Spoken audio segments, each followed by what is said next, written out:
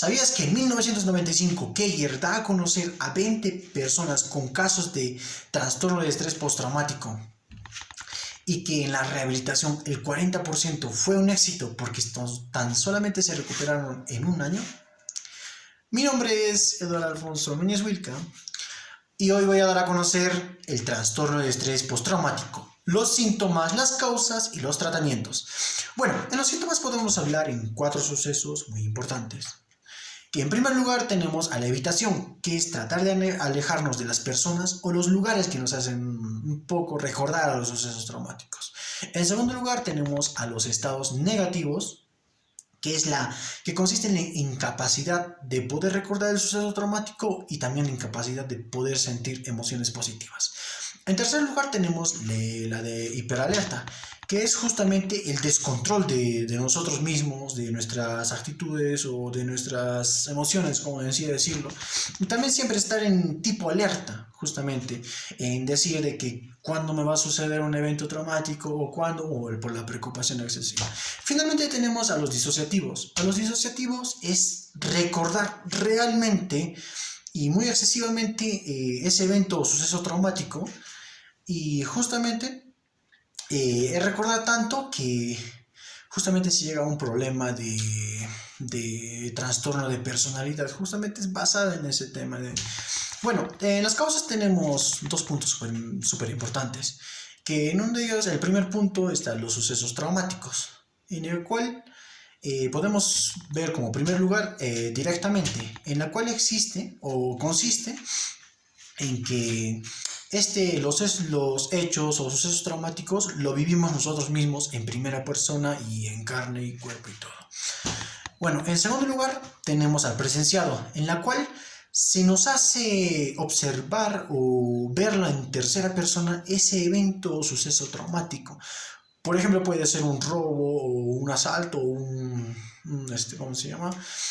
Un asesinato, como decirlo, y es un evento impactante. Como segundo punto podemos ver a los factores de riesgo. Por un lado podemos ver el pretraumático. El pretraumático justamente consiste en que podemos padecer este trastorno mediante la genética, que se nos puede hacer más complicada en ese tema, ¿no? Y por un lado tenemos al peritraumático. Justamente consiste en la inmensidad que tiene este trastorno. Y bueno, es la inmensidad cómo se puede determinar. Y por último tenemos al postraumático. El postraumático justamente hace referencia a recordar y recordar el evento o suceso traumático, que es muy constante, la verdad. En los tratamientos del estrés postraumático tenemos 3 sumamente muy importantes.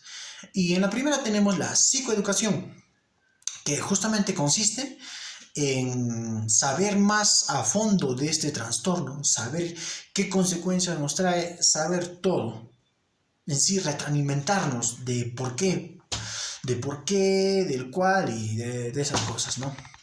En la segunda tenemos a la psicoterapia, que justamente es la ayuda externa. Por ejemplo, la ayuda de los especialistas, la ayuda justamente de los familiares en todo ese tema, la charla conmutativa con los especialistas, ya sea con un psicólogo o un psicoterapeuta, ¿no? Y finalmente tenemos a la medicación. La medicación justamente consiste en los fármacos para tratar de aliviar algunos problemas, que son los más comunes entre la depresión y la ansiedad. Bueno, en conclusión, todo esto del estrés postraumático nos da a conocer de que está creado y está hecho a base de un evento o suceso muy impactante, del cual no podemos a veces recordar y a veces lo recordamos muy constante. Y justamente eso nos basamos. Y bueno, una referencia que se tiene ahí es de que si nosotros nos tardamos en darnos cuenta de esto, o si nos damos cuenta y solamente lo evitamos, este trastorno va evolucionando de poco a poco.